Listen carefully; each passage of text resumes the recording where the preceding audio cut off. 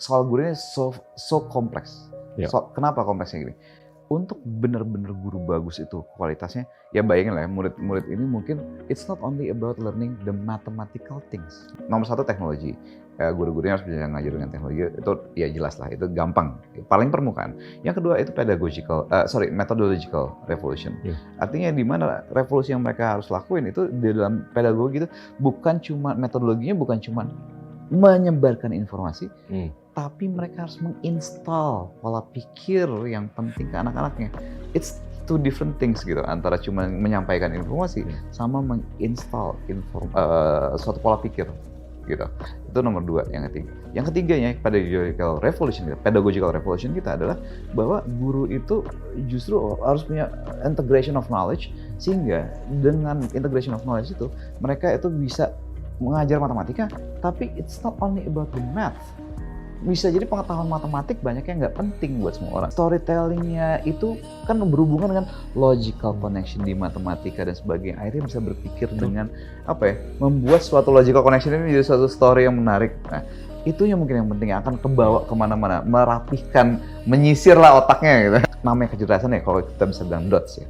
Dots adalah apa yang kita tahu ya. Kemudian kecerdasan bisa jadi bukan the dots, tapi the connection. Misalnya, let's say ini ada dots yang isinya 5 sama 5 gitu. 5 sama 5. Dots 5 sama 5 ini connect-nya ada berapa kombinasi connection. 5 ini connection-nya berapa. Tapi ketika dicampur jadi 10, connection-nya bisa jadi lebih banyak gitu. Nah, di Indonesia kita terbiasa untuk mempelajari itu memang di dalam tiap ilmu-ilmu yang matematik udah matematik, fisika terus gitu. Tapi the connection between this and that nggak terjadi. Sehingga kalau kita bilang kecerdasannya yang nggak terjadi, ya itu akhirnya jadi, oh ini orang banyak tahu.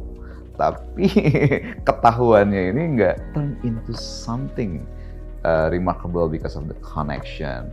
Karena all this connection ya akhirnya trigger connectivity, itu bisa men-trigger creativity, innovations, and probably wisdom at the end of the day. Soal guru tadi dengan standar seperti itu, emang it is almost impossible untuk kita punya kualitas guru sebanyak itu segala macam. Gitu ya, dengan kualitas standar seperti itu, target kita adalah ya udah dan juga andaikan kita ya secara economically speaking lah saya guru di Indonesia ada 3 juta gitu, mau bersaing dengan siapa dari sisi gaji gitu kan, yang terbaik itu dari sisi gaji gitu, udah susah nih sekarang, gapnya terlalu jauh gitu kan. Nah kalau aku mikir akhirnya ya udah let's get say 200, a finite number of teachers, bahkan bukan finite number of teachers kalau aku melihatnya, finite number of probably the smartest individuals di Indonesia Raya ini, yang lulusan-lulusan terbaiknya, turn them into teachers. And then, ya itu dikasih platform lah, pipanya segala macam untuk mereka bisa being digitalized, being accessible by everyone, everywhere.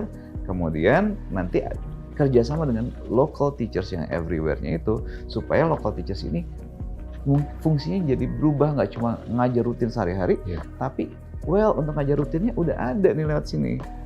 Your job itu sekarang gimana caranya menjadi motivator, menjadi konselor buat anak-anak tiap individual yang nggak bisa kita digitalize.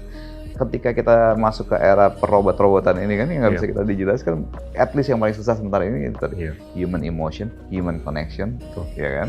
Nah, guru di lapangan bisa berfungsi seperti itu, guru digital itu berfungsi ya itu tadi dengan with all the AI bla bla bla.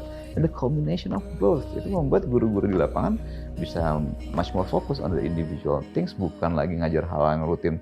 Ngapain lagi persamaan kuadrat, x kuadrat tiap hari? No, you can do other things yang bisa lebih mendidik gitu dibandingkan sekedar itu lagi. So that's the way we see kombinasi peran guru digital and guru lapangan. Tapi kalau ini memang ada cara-cara pendidik yang dengan cara pendidik yang lebih mungkin lebih bebas gitu ya, lebih bebas, lebih fun segala macam. But to be honest, untuk mereplikasi, for me the fastest way is sorry to say adalah free market in education, di mana set the standard, set the right standard. Nggak usah soal kurikulum, but the standard. Kurikulumnya let the innovators do the job untuk melakukan segala macam segala macam. And then do it.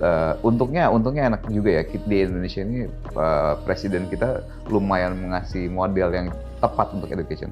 Modelnya kayak voucher, basically voucher, dulu kan school voucher kalau di luar negeri. Tapi school voucher kalau di traditional schooling kan mahal banget. Iya. Tapi di kita pakai school voucher, modelnya, nih kita kasih voucher ya buat belajar misalnya secara digital gitu kan. Itu kan bisa sangat efisien sebenarnya. Ya kan? Tapi tinggal standarnya jelas banget nih harus standar kayak apa. Nah, kita punya kartu prakerja, kartu KIP, dana BOS bisa dipakai kayak gitu. Nah, kalau dengan all this funding model itu bisa, ya kan bayangin. Karena gimana pun juga learners kita ini kan namanya learners ya, mereka belum tentu punya willingness to learn, belum tentu punya willingness to pay, apalagi ability to pay nggak ada.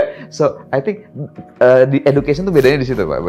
Aku mau ngasih framework dikit. Learners ini cenderung nggak punya willingness to learn, nggak punya willingness to pay, ability to pay juga nggak ada. Tapi stakeholders, the government, the parents, and everyone ini berkepentingan, mau belajar, lo belajar, Nah, mereka mau ngasih duit. Nah, I think this is the difference ya between the education industry and the other industry, if we can call it industry. Nah, sehingga lebih tepatnya aku melihat model ini, the stakeholders inilah yang set standar ya. Kita mau standar apa nih? CCA tadi lah. Oke, kita bantuin bikin CCA-nya. Semua belajar untuk menuju CCA dengan voucher model, kasih dompet gitu kan. Ya, silahkan belanja ke edtech gitu. Kenapa spesifiknya ke edtech sih? Kenapa nggak tradisional juga? Ya ini bisa lebih efisien. Misalnya kalau aku bilang much more efficient, guaranteed gitu. That's something I can say. I think that's the way to go untuk mengaccelerate the standards and the voucher model yang specific for edtech. So far dari segala hitungan berbagai macam kombinasi yang aku coba, this is the fastest to accelerate this. Aku ngelihat sebenarnya Indonesia ya kalau orang ngomong jelek-jelek ini segala, iya sih masih banyak sih yang gini gitu segala macam. But to be honest, I can see that there are a lot of things to be optimistic about sih di Indonesia. Okay? A lot of things to be optimistic about di Indonesia itu. I don't know, mungkin aku bias banget ya. I so love this country. Jadi mungkin aku bias banget dari we do too. Kita ngelihatnya bahwa I think one thing yang aku kalau analytics pesan segala macam, be much more apa ya? Ini kadang-kadang sekarang tuh kita udah nggak ngelihat lagi orang sebagai orang, tapi sebagai kubu-kubuan atau just human connection because of teknologi mungkin, because of social media. Kita ngeliat ini sekedar ide-ide yang kita nggak suka. Can we go back to our, dulu kan Indonesia dianggap human, punya friendly interaction antar human, connection between between human, know people more, gitu kan. So I think what's needed di Indonesia for me, the right kind of human connection, and I think rationality.